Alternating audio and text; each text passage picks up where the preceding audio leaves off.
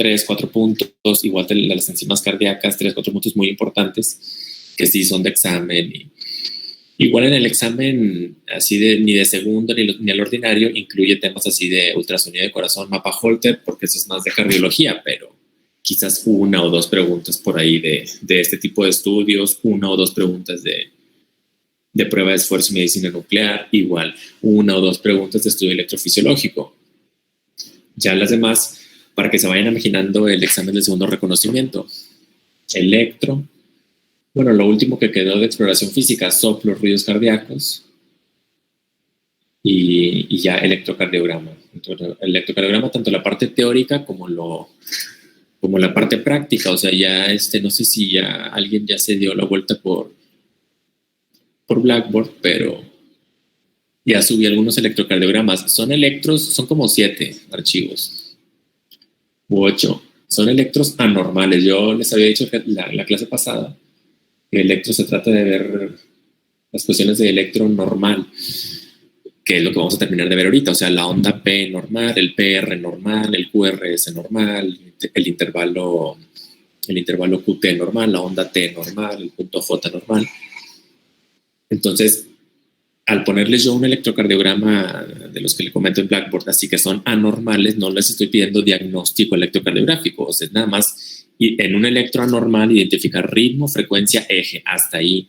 De hecho, hasta ahí es lo que me interesa transmitirles de electro, o sea, ritmo, frecuencia, eje, independientemente de que el electro que estén viendo sea de una persona sana, normal, o de un paciente enfermo, de un paciente cardiópata descompensado o algún otro así. Entonces siempre ritmo, frecuencia, eje, independientemente de sea un electro normal o anormal. Eso ya es de otro tema. Pero bueno, entonces para eso era que querían darles estos avisos de que de una vez ya tengan los equipos y las presentaciones ya por si en la mañana no podemos, por ejemplo, este miércoles, poder utilizar los lunes en la tarde o utilizar esta modalidad, ¿no? De poder reagendar clases. Así le han hecho en sus cursos, en otros cursos, o sea, de que reagendan con sus otros profesores, ¿o no? Es decir, si ustedes no pueden o ellos no pueden, ¿qué tan fácil o qué tan difícil es hacer esto que estamos haciendo? Reagendarlos. Sí, doctor, sí se realiza sin ningún problema. Ok, sí, porque estas semanas está muy cargado todo, o sea, mucho trabajo por todos lados, entonces, pero para no perder tantas sesiones y estarnos en comunicación. Entonces, adelante. Entonces, al final de esta semana, esto ya debe estar, o sea, me lo pasan al final de esta clase los equipos o ya me los mandan para el miércoles o el jueves, para que lo tengan ya antes de empezar. Quería decirles eso. Y... Disculpe, Doc. Dime. Buenas tardes. Me preguntaba cuánto cuesta más o menos un electro en un privado. No, pues, o sea, varía mucho. Puede ir desde un electrocardiograma que te toman en los laboratorios del Chopo por solo, no sé, 50, 80, 100 pesos o por ahí. Un electrocardiograma no es caro, o sea, pero generalmente lo incluyen en la consulta, ¿no? Pero así solo no es caro un electrocardiograma. Gracias, doctor. Vamos a continuar acá donde nos habíamos quedado de electro. Estábamos en eje, o sea, ritmo, ya habíamos visto, frecuencia, ya habíamos visto, y estábamos en eje eléctrico QRS.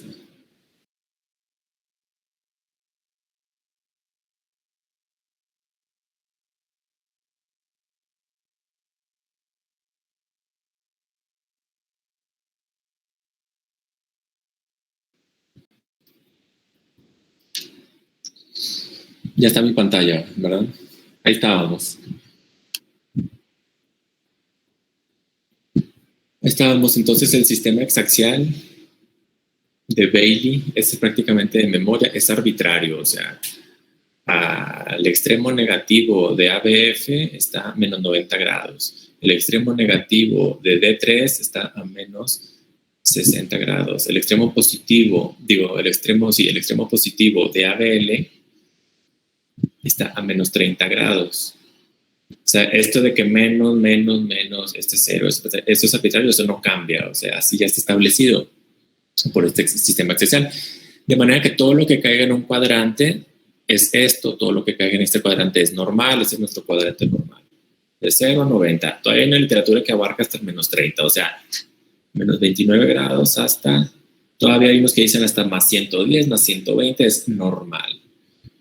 Normal. O sea, que en términos generales, si tienes D1 positivo y ABF positivo, el eje eléctrico QRS va a estar en el cuadrante normal, independientemente puede ser 10, 20, 60, 70, 89, es normal. Entonces tú podemos usar cualquiera de los dos, o sea, el método de elipsoide bifásica o el paralelogramo, si quieres ser un poco más exacto y cuantificar los grados entre los que está, porque a veces te puede caer justamente en los grados arbitrarios que ya estén establecidos, no necesariamente en muchas de las ocasiones, o sea, puede caer entre esos grados establecidos, y ya para saber dónde exactamente queda, pues hay que hacer el método de elipsoide bifásica, que es y contar, ¿no? Contar cuadrito por cuadrito, irlo graficando, para ser exactos. Entonces, y aquí están, esos son términos generales. Esta imagen es del Alexanderson. Entonces, eje eléctrico QRS que está con D1 negativo o ABF positivo, ¿verdad? Está en este extremo, ¿verdad? Pudiera estar en estos 20 grados después de los 90 que todavía se consideran normales, en corazones muy verticales o muy rotados, ya cuestiones anatómicas ahí que modifican el eje, pero no por patología, o francamente ya patológicos, ¿verdad? Por ahí los habrán visto, las causas más famosas de desviaciones de los ejes eléctricos a la derecha o a la izquierda. Bloqueo de rama izquierda hacia ese lado, bloqueo de rama hacia ese lado. Pero bueno, los bloqueos de rama derecha, los bloqueos de rama los vamos a mencionar. No sé si alguien los ha escuchado, cómo se ven en el electro. ¿Ya saben algo los han escuchado, bloqueos de rama? No, doctor. Bloqueo de rama izquierda, bloqueo de rama derecha. Es cuando una de las ramas del haz de His conduce más lento y eso causa anormalidades en el QRS. Pero bueno, en eso no estamos todavía. Ahorita vamos nada más eje eléctrico QRS. Ahí estamos. Estas imágenes son del Valles de Luna. Entonces las líneas azules nada más demuestran cómo el eje eléctrico QRS se puede mover entre esos hemicampos, le llaman, ¿verdad? En esta literatura, hemicampos. Estas son haces de despolarización. En fin, más o menos en eso puede rotar los ejes eléctricos QRS de la mayoría. Es raro que tengas un eje eléctrico acá con desviación extrema, muy raro. Cardiopatías congénitas o cuestiones así de quirúrgicas más complicadas. Pero generalmente todos están así entre estos cuadrantes azules que se mueven un poquito. Normal, a la izquierda por acá arriba y a la derecha. Desviaciones extremas. Esta desviación extrema puede ser izquierda o derecha. No importa ahorita que se aprendan cuándo es extrema izquierda y cuándo es extrema derecha, con que sepan que existe una desviación extrema del eje. Entonces, ritmo, frecuencia, eje, ya está. Y así como hay un eje eléctrico de QRS, esto significa una A. A veces así lo abrevian en la literatura también. A, o una con una tilde aquí arriba.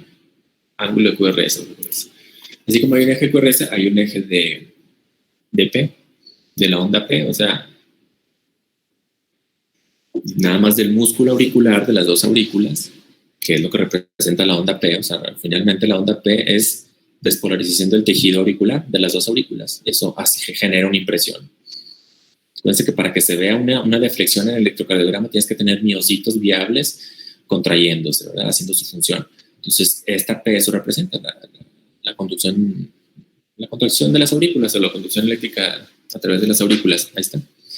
Entonces hay un eje de onda P, no es para fines de examen, o sea, que se lo aprendan hacia dónde va el eje de P, pero para nosotros en cardiología era de todos los días. O sea, en tu descripción de nuestros electrocardiogramas tenías que escribir, así te iba, ritmo, frecuencia, eje de P, eje de QRS y eje de T. Te da información, sí, te da información a veces de cuestiones así de si una aurícula está dilatada o no. Últimamente, es nada más para que lo sepan, que existen también eje de P, porque sí. eje de T. Entonces, Igual necesitan los mismos métodos del QRS Pero el igual eje y tu QR es micrófono. para el eje de P y eje de T. No es para fines de examen y no es para que lo investiguen a fondo, pero nada más que sepan, ¿verdad? O sea que en principio, pues, así como hay un eje de la suma de los vectores de despolarización de los ventrículos, así hay unos ejes de una suma o una impresión gráfica de todos esos ejes de despolarización, de aurículas y de la repolarización de los ventrículos. Esto de rotaciones se refiere a... Garibaldi, tu micrófono. Ajá, no sé quién tenga el micrófono. Hay que lo apague. A ver. Garibaldi, A ver. tu micrófono.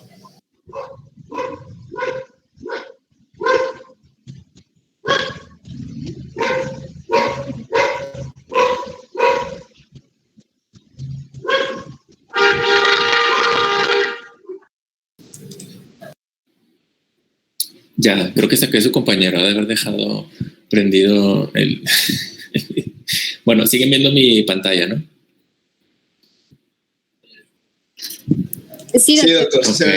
Esto de las rotaciones es como cuando el corazón, digamos, como cuando está orientado... Doctor, disculpe, ¿puede aceptar a una de mis hermanas que está tratando de entrar? A ver, ahorita no tengo a nadie tratando de entrar. ¿O sí? Ahorita no tengo a nadie.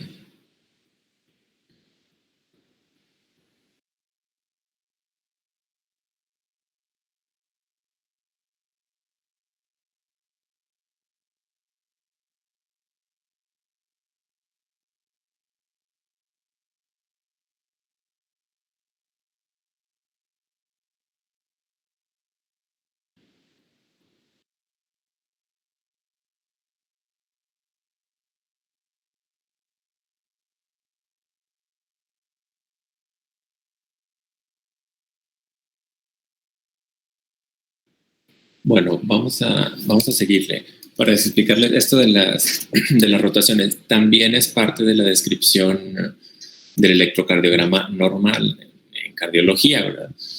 En cuestiones de pregrado o de medicina de primer nivel, tampoco es para que me describan la posición eléctrica del corazón. Se refiere a si el corazón está como verticalizado u horizontal en funciones de las cuestiones anatómicas del cuerpo. Acuérdense que pues, puede ser una paciente con mucha obesidad o embarazada o con ascitis y el corazón se va, digamos, como que a acostar y esto genera cambios en el electro. O sea, es un corazón en su eje antero-posterior está horizontal, está acostado. O en pacientes muy delgados, muy longilíneos, el corazón puede tomar así como una disposición en gota y eso eléctricamente se causa algunas modificaciones, no necesariamente patológicas. Y este es en el eje AP o en el eje anteroposterior. En el otro eje, que se llama el eje longitudinal, hablamos de dextro o levorrotación. Eléctricamente es como imaginarse este eje longitudinal, es como si le viéramos en los tacos al pastor, que le llaman aquí, en mi rancho tacos de trompo, pues, pero está como la carne en un trompo y eso gira a un lado a otro. Entonces ese es el eje longitudinal, dextro o levorrotado, ya sea en horario o antihorario. Eso también es en función de las características anatómicas del tórax y de las mismas dimensiones de las cavidades, de ahí cómo está todo acomodado espacialmente, generan algunos cambios en el electro. O sea, son variaciones normales por estas rotaciones, AP y longitudinal. Es también de tenerlas en mente cuando estén viendo electrocardiogramas, porque ahí están. O sea, chéquense cómo el corazón puede estar acostado, intermedio o muy vertical. Esta es lo que representan estas flechas rojas. Esta flecha roja, la suma de toda la electricidad está en un corazón vertical dirigido hacia acá abajo, en un corazón intermedio y en uno horizontal. Realmente eso importa porque en el electrocardiograma cambia un poquito. Ahorita les explico cómo esta imagen como que complica un poquito las imágenes de las asas y esto está un poco más para de residencia, pero ahorita van a entender con otra imagen. Antes, este es el eje que les decía, levo o dextrorrotado según el eje longitudinal. También cambia, o sea, porque también depende del hábito del paciente o del hábito constitucional del paciente, puede haber, digamos, más superficie del ventrículo izquierdo tocando la cara esternocostal del tórax, y eso eléctricamente, o sea, en el electrocardiograma, se manifiesta, cambian un poquito los complejos, o a la inversa, ¿verdad? Cuando hay más superficie del ventrículo derecho en contacto acá con la cara esternocostal, porque está está dextro rotado, se manifiesta eléctricamente. Se desplaza un poquito lo que le llamamos el eje de transición eléctrica, que generalmente es el complejo de B1 a B6 que tiene el más isodifásico, pues, de B1 a B6. Ese es donde está la transición eléctrica del corazón y se refiere hacia dónde hay más. ¿Cómo está esta relación, pues, de qué tan levo o desrotado está el corazón en ciertos pacientes? Esto es cardiología descriptiva, o sea, es así como cardiología fina, muy de cardiología. Yo insisto en que a ustedes nada más les voy a preguntar ritmo, frecuencia, eje eléctrico. Sí tener en mente, sobre todo, esta cosa, porque esto sí es de pregrado. Posición eléctrica. Estas imágenes es del Alexanderson. Posición eléctrica del corazón, es a lo que me refería al principio. Puede estar muy vertical el corazón en pacientes altos, que es el ejemplo, muy delgados. Horizontales, corazones horizontales en los típicos ejemplos. O sea, está horizontalizado el diafragma, es decir, ascitis, embarazados, pacientes con mucha obesidad o acostados, digamos. La posición también puede ser, y en la mayoría pues están en una posición intermedia. Pero este es el ventrículo izquierdo de esta imagen. Como si lo verticalizamos o si lo paramos, digamos, de estar en una posición normal intermedia, lo paramos, aumenta la positividad en las derivaciones inferiores, donde su electrodo positivo está acá abajo, el electrodo explorador.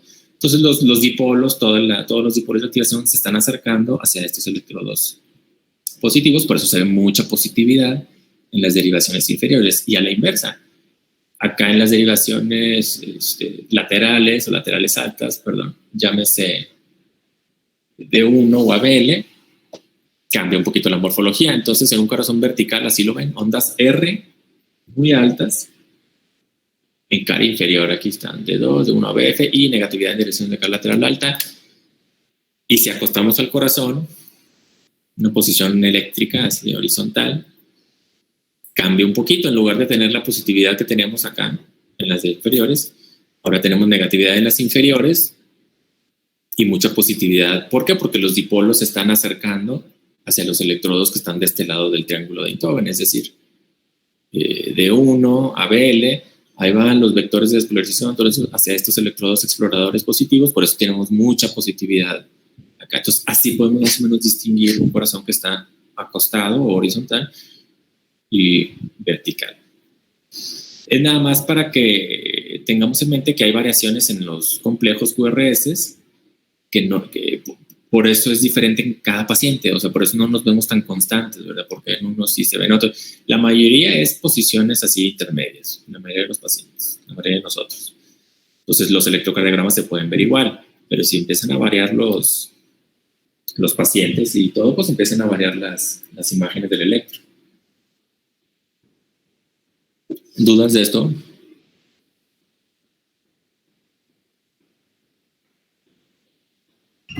No, doctor. Entonces, originalmente esto también se ponía en nuestras descripciones, o sea, electrocardiograma de tal paciente tomado en reposo, ritmo, frecuencia, eje, en posición eléctrica tal, levo o dextro rotado. ¿Qué más? Transición eléctrica es lo que les decía, para saber dónde está ese complejo QRS más isodifásico de B1 a B6, para ver dónde salta. Eso es para ver qué tanta superficie de BI o BD hay en el plano horizontal. La verdad es que tampoco esto es tampoco de tanta trascendencia clínica, o sea, que si eso va a cambiar mucho el manejo de un paciente con hipertensión que está consultando, con dolor, la verdad es de que no mucho, pero solo tenerlo en mente. Tampoco es tema de examen. Levo, dextrorotación, ténganlo en mente nada más. Genera cambios, o sea, genera cambios en las derivaciones, tanto frontales como horizontales. Eje de transición, no me quiero mucho detener esto, ya para entrar a cada una de las características de las ondas, intervalos y segmentos. Esta imagen es antigua, igual de las del doctor Guadalajara, las de su libro. Y estos son los que nos interesan, o sea, no ha cambiado los valores desde que se describieron. Onda P, intervalo PR, propiamente el QRS, QT, que es un intervalo de mucha importancia, que después vemos las características, QT. Por aquí está el punto J, que más adelante lo comentamos, segmento ST y onda T. Estos son los valores que se consideran como normales, tanto de la onda P, nada más de la onda P, y este es del intervalo, o sea, no confundir. Una cosa es cuánto dura la P, en cuadritos pequeños, acuérdense, 40 milisegundos o 0.04 segundos. Cuánto dura la P y cuánto dura el PR. Entonces, incluye P, incluye esta distancia hasta el inicio del QRS. Más adelante, ahorita que veamos QRS, vamos a ver que un QRS se llama QRS, pero no necesariamente tiene que tener las 3 deflexiones, o sea, puede tener nada más 2 y se sigue llamando QRS, nada más que tiene cierta morfología. ¿Qué más? QT, ahorita lo comentamos también, este ya es una imagen, digamos, más moderna, es lo mismo.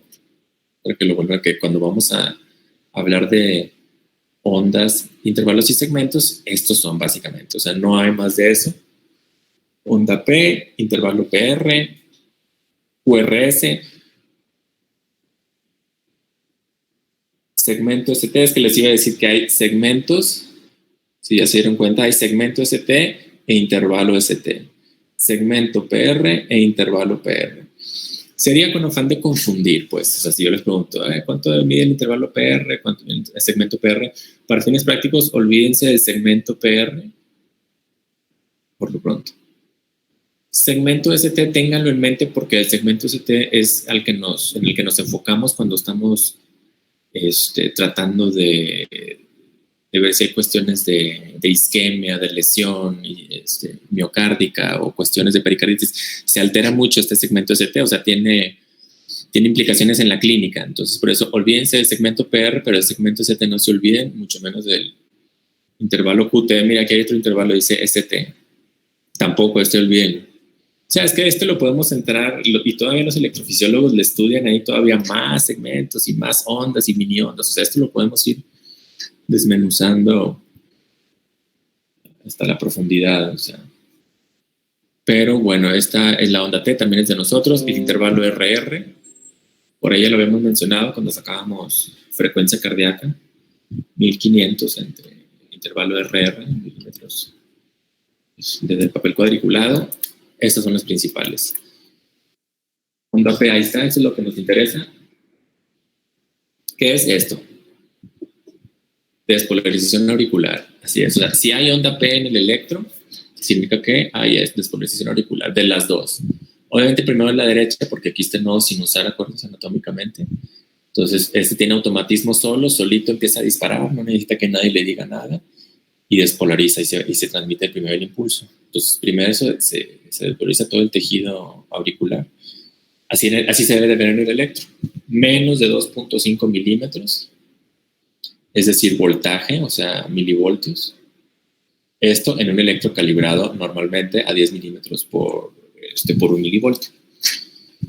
Y durar 2.5. O sea, si lo quieren memorizar, pues es bastante fácil, porque 2.5 por 2.5. Cualquier cosa fuera de eso, tanto en amplitud, o sea, voltaje, o en duración, es una P anormal, patológica. Entonces es lo que le checamos. ¿Cómo está su morfología y cuánto dura? ¿Por qué? Porque de eso nos va a hablar. Sí, a veces están dilatadas las aurículas, a veces están hipertrofiadas, si hay algún, pues, una cuestión ahí de bloqueo de la conducción eléctrica. Entonces, en el electrocardiograma, siempre que le vemos una onda P, siempre vamos a pensar que la primera mitad de la onda P representa la aurícula derecha y la segunda mitad de la onda P, la aurícula izquierda. Así es conceptualmente, o sea, entonces unes a las dos ondas y ya tienes la onda P normal.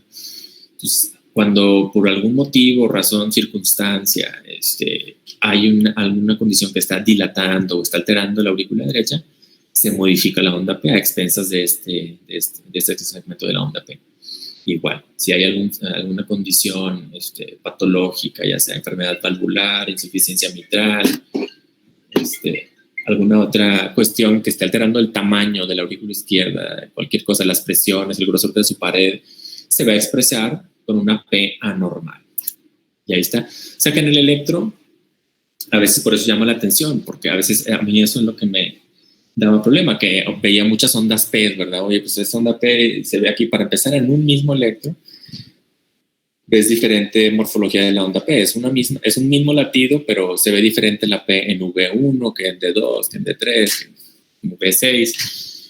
Entonces nada más hay que saber describirlas, ¿verdad? O sea, hay que saber qué estamos viendo. Igual todas son normales, nada más que a veces pueden verse así, difásicas, le llamamos así, más, menos, o más, menos, aquí está, menos, más. Esto es para describir la morfología de la onda P. Todavía no sabemos si es anormal, no le estoy diciendo que ya está aumentada en su duración y en su voltaje. No, estamos hablando de morfologías. Aquí hay, estas también no son raras, ver ondas, de hecho así se llaman técnicamente. Onda P picuda. Habla de cierta cosa y puede ver estas morfologías, ondas bífidas, como que bifásicas, ¿verdad? O sea, la primera mitad aquí la segunda mitad. Y sí, unas son anormales, otras son variaciones normales, pero ahí ya tendríamos que correlacionar, ¿verdad? O sea, entonces, todo esto nada más de onda P, o sea, nuestra despolarización, lo que mide. Entonces ya, si tienes una onda P de entrada, lo más probable es que tenga ritmo sinusa. Entonces, por eso siempre lo número uno al interpretar un electrocardiograma es buscar la onda P, ritmo. Si la encuentras y cumple las características, nuestro ritmo sinusal, ya los habíamos visto, ¿no? Pues que tiene que haber ondas P, que tiene que estar seguidas de QRS, con cierta polaridad en las derivaciones inferiores, para que fueran ondas P normal. Las encuentras y ya puedes estudiar las morfologías, ya estás viendo si está alta, dura normal, pero está muy alta, estamos hablando de que algo está pasando en aurícula derecha, puede estar dilatada, antes se le llamaban así, P pulmonar. En los pacientes con EPOC, enfermedad pulmonar obstructiva crónica, enfisema, asma, neumopatías así de larga evolución que aumentan las presiones en las cavidades derechas, hipertensión pulmonar, la aurícula derecha se dilata y así se ven en los electros. Ondas P altas.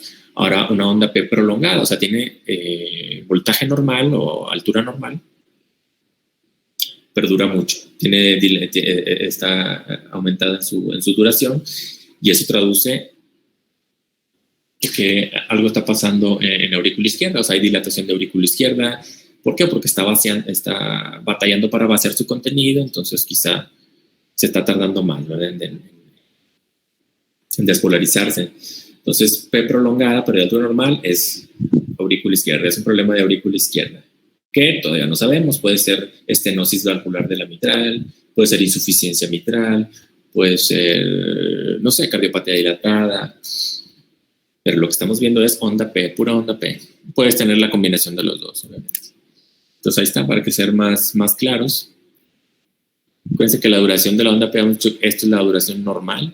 Todavía hay unos que dicen hasta 0.11 segundos o 110 milisegundos. Menos de esto es lo normal. Ahí está, onda P normal, duración normal, pero está muy alta. Dura 1, 2, 3, o sea, se pasa de los 2.5. Y chéquense cómo representa aurícula derecha esto y lo que representa aurícula izquierda. Estas imágenes son del Valles de Luna, ahí está también en la bibliografía. Aurícula derecha, aurícula izquierda. Acuérdense que cuando estaba por ahí algún problema, chequen punto 12, 120 milisegundos o punto 12 segundos. Ya miren, 1, 2, 3 cuadritos, 3 y la mitad del cuarto cuadrito, o sea, casi 140 milisegundos. Eso es bastante, y dijimos que lo normal es menos de esto, de 100 milisegundos o punto 10. Entonces algo está pasando y esta es la morfología típica de una P mitral o de una P anormal. De onda P, nada más. Si hay dudas, ahora es el momento de onda P. Ok. ¿Qué más? Del QRS, esto ya lo deben de saber, lo que representa. Despolarización de los ventrículos, o sea, la suma de todos los vectores. Los vectores del septum, los vectores de la pared libre, los vectores del ápex del corazón, los vectores de las regiones basales de los ventrículos. Sumas todos esos vectores del QRS y le estudiamos cuánto dura y su eje.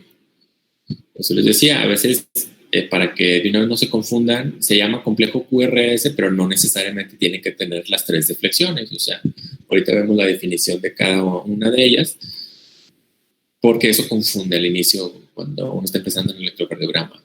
Pero lo que me interesa primero que se fijen de un QRS es cuánto dura. 2 cuadritos, 3 cuadritos, 4 cuadritos. Lo normal es esto. Menos de 110 cuadritos. O sea, si un cuadrito son 40 milisegundos, esto sería 80, van 2. Entonces, sí, o sea, sería casi 3 cuadritos, ¿no? 2 cuadritos y medio, 2 cuadritos 3 cuartos.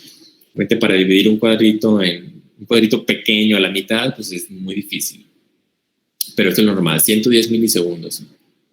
O 0.11 segundos. Esto debe durar más de eso y hasta se ve, digamos, aberrado, decimos nosotros, se ve, ahorita vamos a ver las morfologías, pero ya estamos hablando de cuestiones muy anormales. O sea, si dura más de esto, ya es esto. Estamos hablando de un paciente que tiene hipertrofia ventricular o bloqueos de rama, izquierda o derecha. Esto es lo que debe durar normal. ¿Cuánto dura y hacia dónde está su eje normal? Entonces les pongo lo de la morfología, porque es lo que confunde al inicio, ¿verdad? O sea, al inicio ves puras, puedes ver estos, y no sabes muy bien cómo darles una interpretación. La interpretación que hay que darles es que todos son complejos QRS, pero no todos tienen que tener las 3 letras, ¿verdad? Las 3 deflexiones, para lo cual hay que saber qué es una Q, qué es una R y qué es una S, y así está en el texto. Toda deflexión positiva se denomina onda R. R mayúscula, si la deflexión o si la línea o si el vector dura más tiene más de 5 milímetros de voltaje o de 0.5 milivoltios. Menos, R minúscula si tiene menos de 5 cuadritos. 1, 2, 3 sería una R minúscula, ¿no? Entonces, cualquier deflexión de la línea isoeléctrica, o sea, de la línea 0, cualquier deflexión positiva se denomina onda R. O sea, no hay de que esta sea una Q, no hay de que esta sea una S, no. Cualquier cosa que sea una deflexión positiva es onda R. Ahora, cualquier deflexión negativa que esté antes de una R es una Q. Si hay una onda negativa, o sea, de la línea para abajo, después de una onda R, se denomina S. Entonces, Qs y Ss son deflexiones negativas. Para que sea una Q, debe estar antes de una R. O sea, si es una deflexión negativa y está después de una positiva, pues es una S, ¿verdad? No hay una onda Q en ese complejo. Entonces, eso es lo que vemos en muchos electros, normales y anormales. Podemos ver esto, chequen cómo es la primera deflexión es positiva, es una onda R.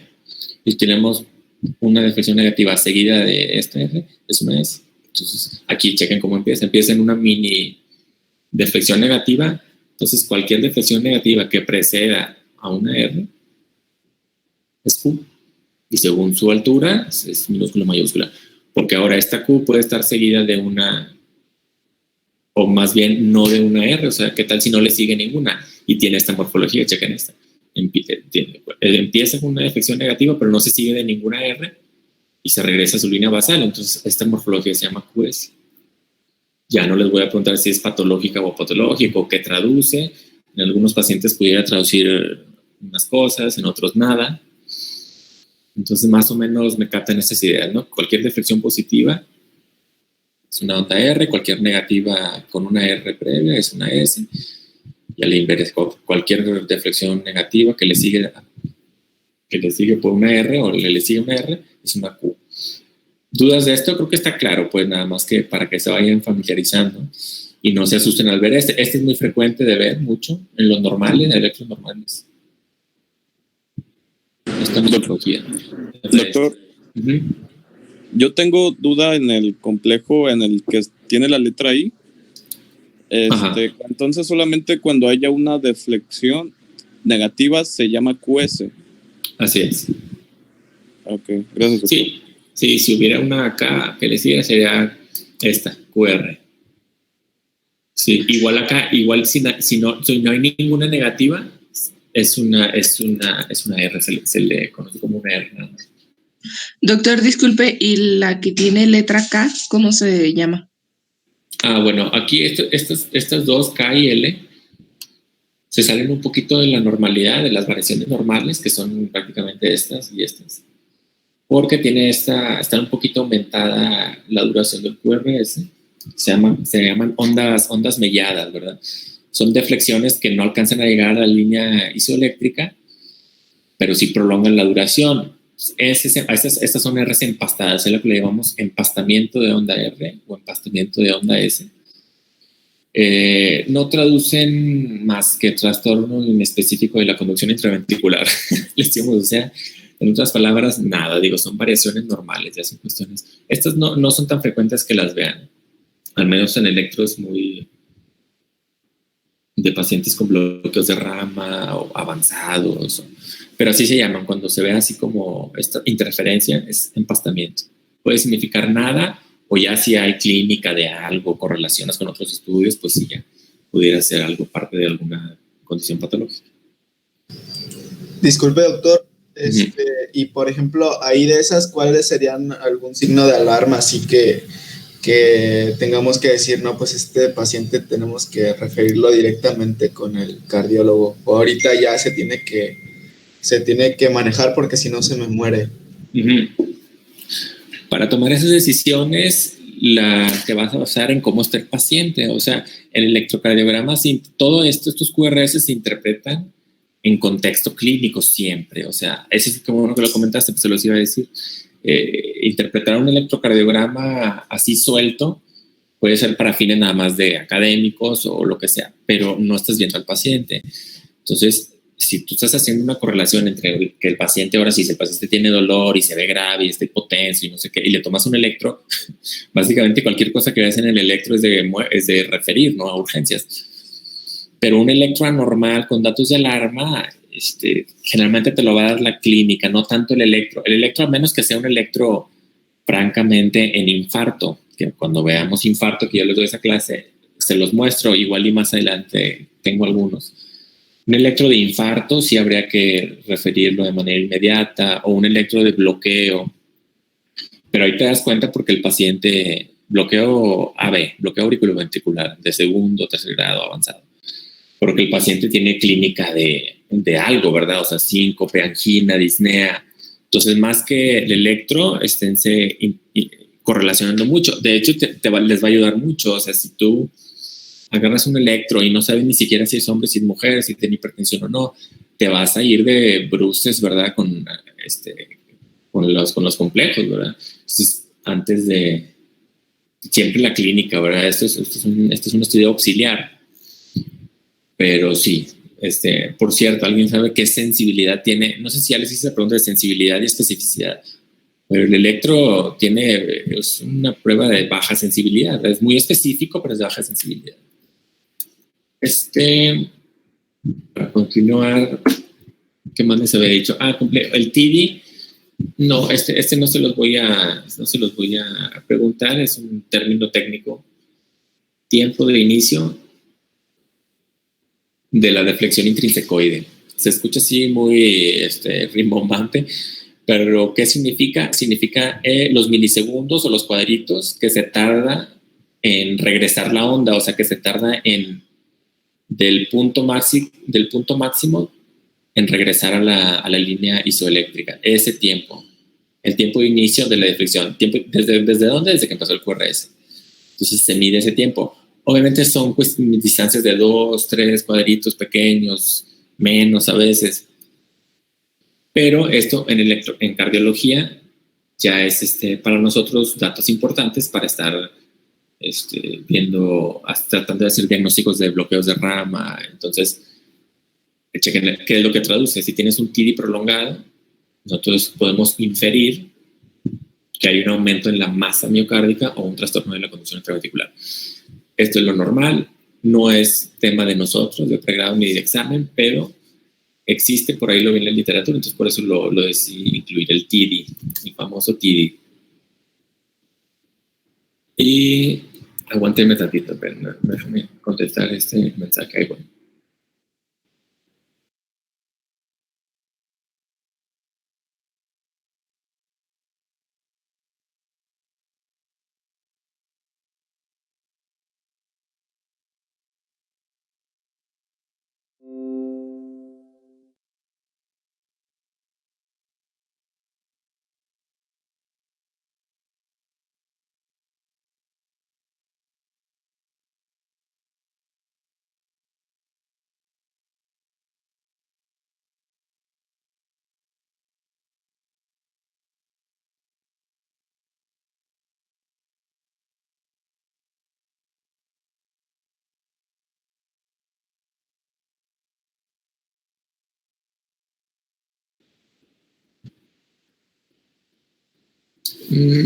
Esta imagen, no me acuerdo si se las había mostrado, pero era para ejemplificar por qué en V1 y en V6 el QRS varía, o sea, porque no es lo mismo. Y ahorita ya más o menos tenemos las herramientas para entenderlo, o sea, como en V1 vamos a empezar con una onda R, porque el primer vector de los ventrículos se acerca a V1. Y acaba de empezar con una Q, una definición negativa, porque el primer vector se está alejando de V6. Entonces, ese principio lo aplican para todos los electrodos y es por eso que se ven las diferentes variaciones, ¿verdad? Porque no se ve igual el QRS en V1 que en V6 o en V5. Es por esta razón, por el orden que lleva la activación y la despolarización de los ventrículos, tanto en normales como en anormales. O sea, este es un corazón aquí esquemáticamente con hipertrofia. Aquí lo digo, por eso está muy grueso aquí, hipertrofia del ventrículo izquierdo.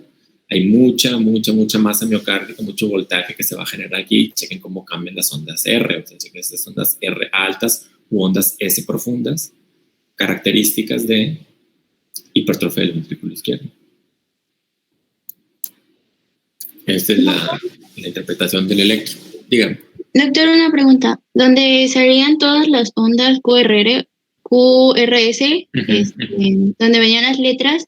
En la letra F había dicho que se iba a ver mucho en un electrocardiograma. Ajá, porque esa se vería en ABR. ABR probablemente. Esta es la que casi siempre se ve en los electros normales, por ejemplo, aquí en V1. Es este.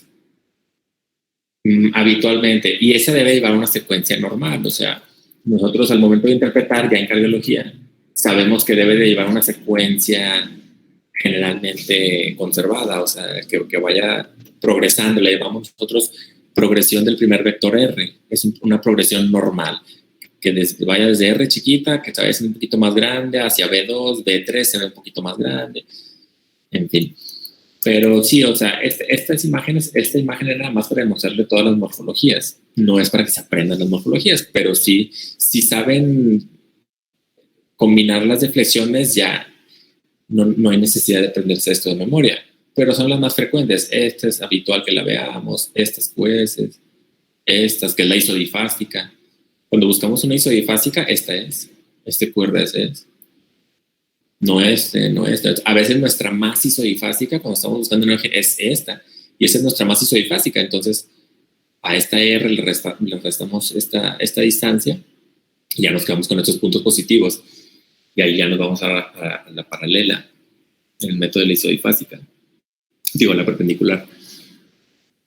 Pero para eso era esto de los QRS. ¿Qué más? La onda T, que hay que saber de eso de la onda T, qué es lo que representa conceptualmente. Así como hay una despolarización de los ventrículos, hay una repolarización.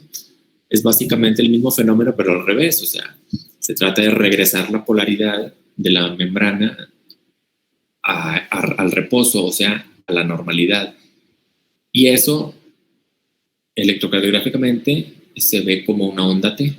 En todos los electrodos debe de existir. Si la repolarización normal está normal, se debe de ver así como una onda T. Ahí tiene su explicación, ¿verdad? Ahí de la cuestión de los dipolos y de las direcciones de los vectores de repolarización, así como hay vectores y dipolos de despolarización. Hay dipolos y vectores de repolarización. punto es que saber que esto representa la onda T, que el ventrículo se está repolarizando, está regresando a la polaridad de su estado normal de reposo. Diástole, estamos en diástole, acuérdense de ciclo cardíaco. Esto sucede en diástole, que le estudiamos a la onda T. Esto, su forma, lo normal es que sea asimétrica, o sea que esta rama ascendente no dure lo mismo que la descendente. Si bien la rama descendente dura un poquito menos, 2 cuadritos, 80 milisegundos, un poquito menos, 70, y la onda ascendente dura un poquito más. Bueno, aquí se ven casi, no, pues acá toma hasta acá. Son muy finas las diferencias, pero es lo normal que veamos un poquito de asimetría en estas ramas. Punto de ser redondo, ¿qué dice? Su tamaño debe ser aproximadamente 1/3. Bueno, esto también lo menciona en la literatura. Lo normal es que mida 1/3 del QRS. Aquí mide casi la mitad, es como 1/3. Tampoco ser tan estrictos, pero de repente en condiciones que sí debemos de a veces estar atentos cuando hay unas ondas T muy picudas, muy altas. Se llaman ondas T acuminadas. A veces las podemos ver en cuestiones de trastornos hidroelectrolíticos, hipercalemias, básicamente hipercalemia, pero esas son ondas T muy altas, muy picudas. ¿Qué más? Ahí están, chequen cómo podemos ver diferentes ondas T. No es tampoco para que se aprendan de memoria cómo se ve una onda T en ABF, en V2, en V1, no sé. O sea, puede variar un poquito normal en un mismo paciente, en diferentes derivaciones o entre diferentes pacientes. Por eso siempre hay que correlacionar el motivo del electrocardiograma, o sea, por qué le tomaron el electro al paciente, qué antecedentes tiene, cómo está la exploración física. Si no, nos vamos a hacer bolas interpretando cosas que pueden verse anormales y son normales. Entonces, de la onda T era nada más eso, que vean qué representa, que es normal ver las ramas asimétricas. ¿Algo de la onda T? ¿Alguna duda de eso?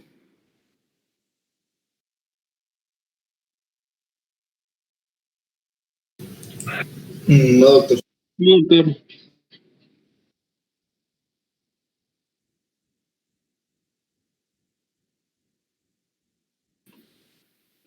Bueno, vamos a seguir. ¿Qué más? RR ya las habíamos mencionado. Es nada más la distancia o el espacio que hay entre dos R's, dos ondas R's, aquí y aquí. Bueno. Generalmente es regular, pero quizás algunos ya lo han listo, se los han dicho por ahí, que tiene un comportamiento a veces varía un poquito, ¿verdad? A veces la distancia de esta RR en personas normales, en todos nosotros, varía sobre todo con la respiración. Se separa, mira, aquí está la diferencia entre dos intervalos RR, la variación pues entre dos RRs es menos de 15%, o sea, estas dos puntas RRs pueden juntarse y alejarse un poquito en función sobre todo de la respiración, que es lo que a veces le llaman, antes le llamaban arritmia sinusal respiratoria. Veían que un paciente joven le tomas un electro y le estás midiendo, ya viste que ritmo sinusal, estás en frecuencia cardíaca y quieres hacer el de RR, el de 1500 entre RR, y ves que los RRs miden diferentes, un RR del otro RR. Y eso significa que, no significa que sea un ritmo irregular o que esté mal, sino que a veces cuando se va, es por la variación respirofásica, la llamamos nosotros. O sea, al momento de meter aire, se separan un poquito los RRs, al momento de expirar, se juntan un poquito los RRs. Eso es un comportamiento fisiológico normal. O sea, modifica un poquito, pero nada más hay que tenerlo en cuenta, ¿verdad? Que a veces varía un poquito. Intervalo PP, realmente ese no es para nosotros. Distancia entre P y P ya es para estudiar cuestiones de bloqueos sinoatriales o bloqueos auriculoventriculares. No es de lo de nosotros, pero sí el RR, que generalmente es regular y puede tener una variación con la respiración en personas normales, menos de este porcentaje. PR sí, ese sí es muy famoso y ese es muy importante. Y ese, de hecho, casi siempre lo preguntan en todos los exámenes. O sea, ¿qué representa el intervalo PR en el electrocardiograma? Es lo primero que les van a preguntar en todos lados. Para empezar, ¿desde dónde? Desde el inicio de la onda P hasta el inicio del QRS. Aquí esta imagen a mí se me hace que sería un error porque yo lo hubiera colocado para empezar desde acá.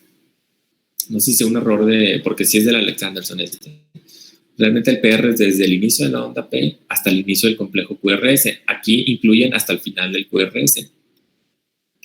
Pero les dejo esta imagen nada más para que, porque es del Alexanderson, pero realmente yo creo que este es un error y debe ir desde aquí, desde el inicio de la P, hasta el inicio del QRS. Hasta el inicio, hasta este punto.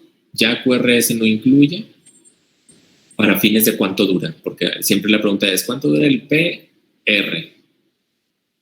PR es al inicio del QRS, independientemente de que empiece con R o empiece con Q, es al inicio. Y eso es lo que representa, es importantísimo, porque dice esto, es el tiempo que tarda en llegar el impulso eléctrico desde las aurículas hasta los ventrículos, y esto es lo normal. 120 milisegundos a 210 milisegundos. Ya ustedes lo sacarán en cuadritos, acuérdense que cuadrito 40 milisegundos o 0.04, pero ahí está, PR, esto es lo normal, y esto es lo, arriba de esto, cualquier cosa de eso es anormal. Generalmente estos son los ejemplos clásicos de examen o de cuestiones clínicas también, o sea, tienes un PR que está muy prolongado, PR, y este R se va hasta acá, estás ante esto. Hay un retardo en la conducción aurículo-ventricular, o se está tardando mucho en llegar el impulso desde el nodo sinusal hasta el nodo AB, se está tardando mucho, y eso representa, o sea, hay un bloqueo aurículo-ventricular. Generalmente hay un problema ahí en el tejido de conducción, se empieza a fibrosar, esto es cuando es cuestión de la edad, ¿verdad? Pacientes de 80, 90, 100 años empiezan a tener problemas de bloqueos auriculoventriculares, se va llenando de colágeno, de calcio el tejido tanto auricular como el tejido ahí, del nodo AB y de las de His, y se va prolongando este intervalo. Y puede avanzar, ¿verdad? Puede avanzar por el primer grado, segundo grado, tipo 1, tipo 2, o MOVITS 1, MOVITS 2, o tercer grado, bloqueo completo. La clínica ya depende de cada paciente, ¿verdad?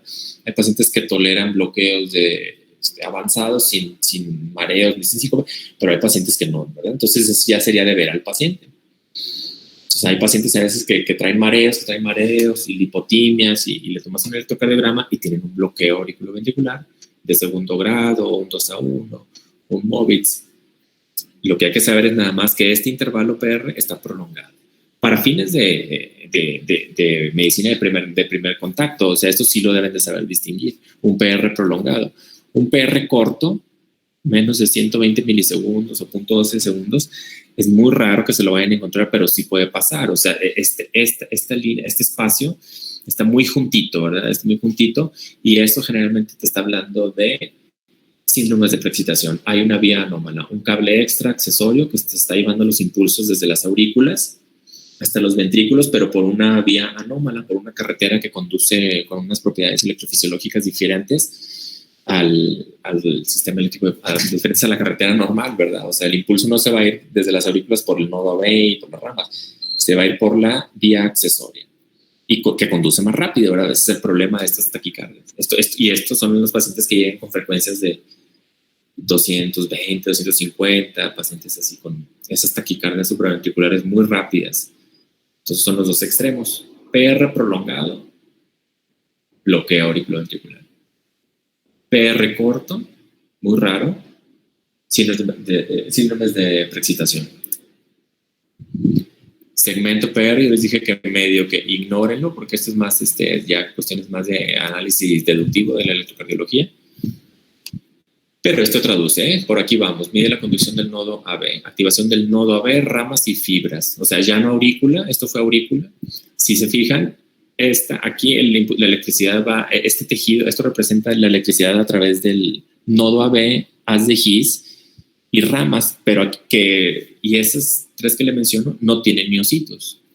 O sea, es puro tejido de conducción, es puro cableado. Entonces, por eso no expresan deflexiones, o porque no hay miocitos, no hay voltaje, como en las aurículas, como en los ventrículos. Pero aquí vamos, ¿verdad? O sea, aquí está, eso representa temporalmente. Debe servicio eléctrico. Se altera en cuestiones sobre todo en pericarditis, ¿verdad? Cuestiones de pericarditis aguda. Hay una fase de la pericarditis aguda pacientes jóvenes se ve que a veces se puede elevar un poquito este segmento PR o infradesnivelar un poco. Entonces hay algún dato ahí electrocardiográfico de pericarditis. Siempre correlacionar con la clínica, obviamente. ¿Qué es esto? Ritmo. A ver, ritmo. No se ve bien. Este electro no puedo ver los cuadritos pequeños. Pero entonces yo lo estoy buscando en las ondas P. Parece que hay una onda P que se está mezclando con la onda T, por eso nos estamos confundiendo, o me estoy confundiendo. Esta es una T, esta es una P y parece un PR prolongado, entonces yo creo que este es un ritmo sinusal. Ritmo sinusal, P, QRS, P, QRS, P, QRS. Como que tiene extrasístoles, pero bueno, este electro no sé por qué se los incluí, pobres de sus compañeros. El año pasado. Nada que ver, no se ve nada. Bueno, tenemos muchos para practicar, pero ya no me voy a prolongar demasiado más, nada más hay que terminar de ver esto de los ondas, intervalos y segmentos. QT, ya se los he mencionado, es esto, este sí está correcto esta figura, desde el inicio del QRS hasta el final de la onda T, ese es el intervalo QT, no segmento QT, es intervalo QT. Súper importante porque representa tanto la despolarización de los ventrículos como la repolarización. O sea, prácticamente representa todo la contracción y la relajación de los ventrículos. Entonces, al momento de que este intervalo QT esté prolongado, eso ya es un dato de... Para empezar, hay que saber que varía en función de la frecuencia cardíaca, pero me interesa a ustedes primero que sepan qué representa y por qué es tan importante, ¿verdad? Porque si está prolongado, significa que algo está pasando a nivel de la despolarización, algo está haciendo que los ventrículos se contraigan más lento o que se tarden más, o algo está tardando, o algo está pasando que haga que se tarde mucho en repolarizar el miocardio, ¿verdad? En la diástole algo está pasando, está prolongando. Debemos de buscar causas, ¿verdad? Hay muchas causas de intervalo QT prolongado.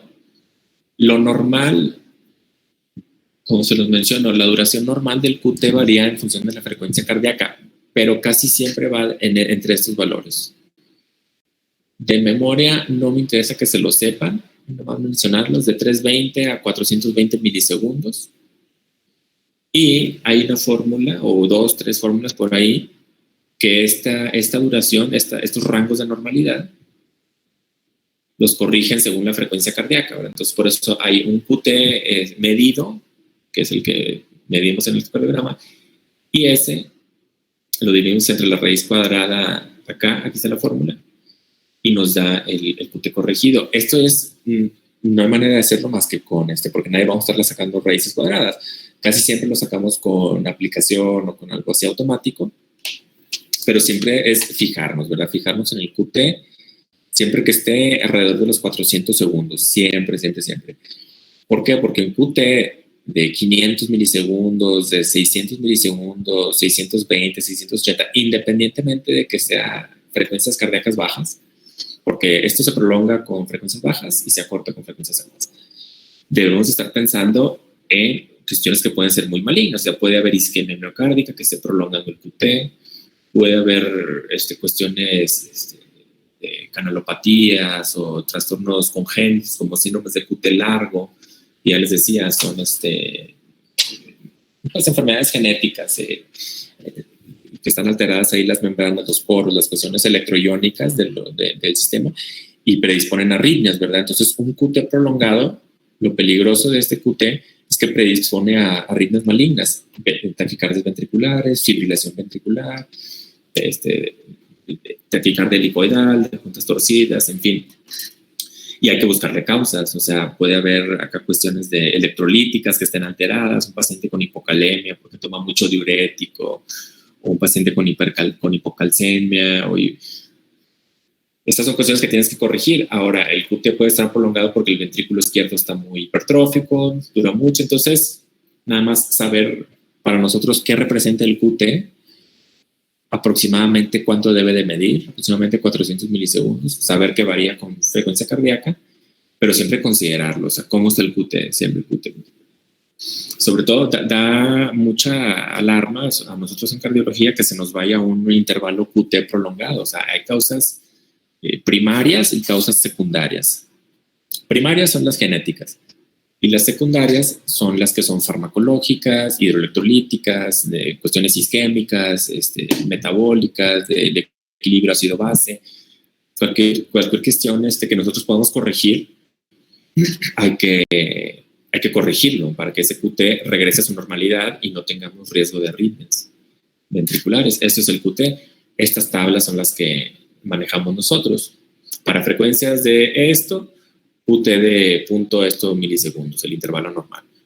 Chéquense, como para frecuencias muy altas disminuye la duración del QT y para frecuencias bajas se prolonga. Pero siempre chequen, o sea, para frecuencias de 40, 43, o sea, bradicardias, tenemos 480 milisegundos, 470. O sea, jamás estamos en QTs de 3, de 4, de 3, 4 cuadros grandes. Eso ya estamos hablando de 600 milisegundos. Eso sí, mándanos al cardiólogo urgente. O sea, si les llega a ver un electro con QT prolongado, eso sí hay que mandarnos al cardiólogo a la valoración. Sobre todo si tiene antecedentes familiares o de síncopes o de alguna cuestión. Eso sí es de alarma, porque eso sí hace muerte súbita. ¿Qué más? Segmento ST. ¿Es esto? Segmento ST y punto J. También son muy famosos, porque aquí nos fijamos siempre que analizamos un electrocardiograma pensando en infarto. Entonces, en el lenguaje así de descriptivo de electro, nosotros decimos esto, corrientes de lesión. Corriente de lesión significa que así como hay un vector de despolarización normal, ya veíamos, así hay unos vectores de isquemia, ¿verdad? Que son las corrientes de lesión. Y nos fijamos justamente en este segmento para ver si las hay. Porque eso hablaría de que hay isquemia miocárdica, hay algo que está alterando ahí el flujo coronario, y esto es lo primero. Primero se altera la onda T y después todo el segmento ST. Por eso nomás hay que saber que siempre debe estar en la línea isoeléctrica. Se considera normal cuando es línea isoeléctrica. Este segmento ST, cuando se va hacia arriba, 1, 2, 3, 4, 5 milímetros, los que tú quieras, independientemente de cómo está acá la onda T, eso es anormal, ¿verdad? O sea, hay que ver por qué se está yendo hacia arriba. Hay que ver el paciente, hay que ver los antecedentes, la clínica, cuestiones de esas, para saber darle interpretación, tanto a un ST supradesnivelado como tanto a un ST infradesnivelado, para poder darle interpretación clínica de si es de alarma o si es patológico o no. Hay que ver siempre primero al paciente, antecedentes y motivo del electrocardiograma. No es lo mismo, ¿verdad? O sea, eso nos va a ayudar mucho a dar interpretaciones a lo que estamos viendo. Mucho. O sea, ver electros aislados es difícil darles interpretación diagnóstica. Y las guías de infarto, las guías de electrocardiograma, de infarto, electro en infarto, hablamos de punto J. Punto J es donde termina el QRS e inicia el segmento ST. Es un punto en el que también le ponemos mucha atención porque es en el que nos basamos para hacer los cortes de cuánto debe estar supradesnivelado el punto J para considerarse anormal o isquémico, o cuánto debe estar infradesnivelado. Entonces, nada más saber dónde está ubicado. Final del QRS, inicio del segmento ST. Y ahí está. Entonces, esto fue un ST normal, línea isoeléctrica, con su punto J normal, y este es anormal. Elevado, entre paréntesis, supradesnivel, es lo mismo. Elevación del segmento ST o supradesnivel del segmento ST es lo mismo. Con aspecto cóncavo hacia arriba. Esto a mí también me confundía, pero bueno, esta es la concavidad hacia arriba, la concavidad hacia abajo. Traducen diferentes cosas, pero los dos están elevados. Este debería estar aquí en la línea isoeléctrica. Este segmento ST, desde el que termina el QRS hasta que inicia la onda, debería estar aquí isoeléctrico. Si se fijan, los dos están supradesnivelados, pero tienen diferente morfología. Este está como volteando hacia arriba o cóncavo, y este está hacia abajo. Hay que tener obviamente experiencia en estar viendo electrocardiogramas, estar viendo para darles interpretaciones, ¿verdad? O sea, ve como un cóncavo hacia arriba puede ser una pericarditis y el que está acá convexo hacia arriba, con la convexidad hacia arriba, no con la concavidad, con la convexidad hacia arriba.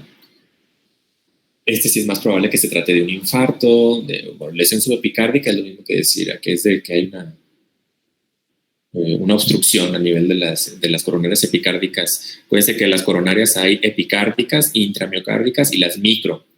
Pero cuando se tapan las epicárdicas, las grandes, las epicárdicas, así se traduce, ¿verdad? Eléctricamente. Miocarditis, aneurisma, fíjense como no todo supradesnivel del segmento ST es infarto, o sea, puede ser miocarditis, puede ser aneurisma ventricular, inclusive pericarditis, por eso siempre hay que interpretar lo que estamos viendo en contexto clínico. Si no, nos vamos a hacer bolas. Este es para el supradesnivelado, igual se puede ir para abajo, el segmento ST. Ya también ya nosotros nos encargamos en cardiología de contar cuánto es el supradesnivel del ST, cuánto está en milímetros, qué morfología tiene, si es una rama ascendente hacia su onda T o descendente hacia su T u horizontal, y nosotros ya le damos cierto peso a cada una de las morfologías. O sea, yo como cardiólogo o nosotros como internistas o cardiólogos ya sabemos que si nos encontramos un electro en una paciente X que tiene infradesnivel del segmento ST, o sea, este debería estar acá, ok, está infradesnivelado, pero ya sabemos que si tiene un carácter ascendente y que se sigue de una T normal, no es patológico, ¿verdad? O sea, no hay que pensar que estamos ante cuestiones de isquemia, ni nada. Ahora, pero yo también le puedo dar otra interpretación a la misma paciente, si en lugar de estar ascendente, estuviera descendente, o sea, aparte de que está infradesnivelado, que hay que contar cuántos milímetros, en las derivaciones que se vean, hay que ver hacia dónde. Entonces, a este descendente yo ya le doy otra interpretación. Puede ser hipertrofia del ventrículo izquierdo, puede ser isquemia subendocárdica difusa, bloqueos de ramas. No es igual para nosotros de pregrado, pero sepan que así se les dan interpretaciones a las anormalidades. Lo que deben de saber es fijarse en el ST, que esté isoeléctrico, que siempre esté en su línea. Siempre en su línea isoeléctrica, siempre en su línea isoeléctrica. Y la onda T con sus características, con sus dos ramas.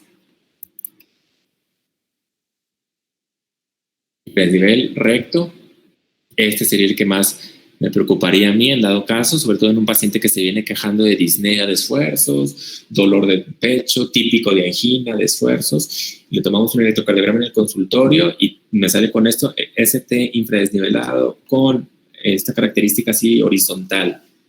Pero a eso le agrego que es un paciente que tiene factores de riesgo de 60 años, que tiene disnea de esfuerzo. Pues yo ya estoy casi seguro que este electrocardiograma tiene isquemia, ¿verdad? O sea, me está demostrando cardiopatía isquémica, ya tengo que tomar acciones. Pero chequen todas las morfologías y no todas son patológicas.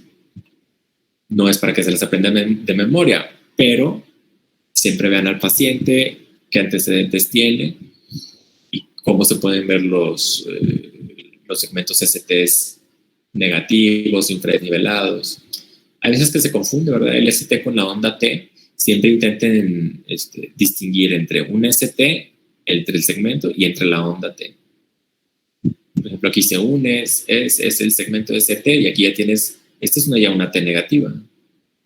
La primera rama descendente, digamos que se está ocultando, es una onda T negativa, pudiera ser anormal.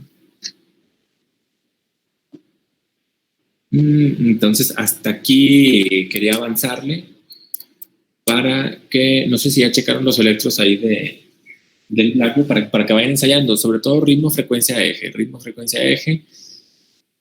varias veces, y deben de tener ya para el examen. No sé si tengan dudas de esto, sino para ya dejarlos ir. Doc, yo sí tengo una duda. Los cambios que mostraba en el segmento ST, ¿esos los veremos en todas las derivaciones? Generalmente sí se ven más en las derivaciones, en las horizontales, B1, B6, así cuando el segmento ST le pasa, pero sí, se pueden ver en las frontales también. No es de que o todas o nada más en una, pero en general sí se ven en todas las derivaciones. Cuando están los cambios así bien puestos, se ven en todas las derivaciones, o casi todas. Gracias, doctor.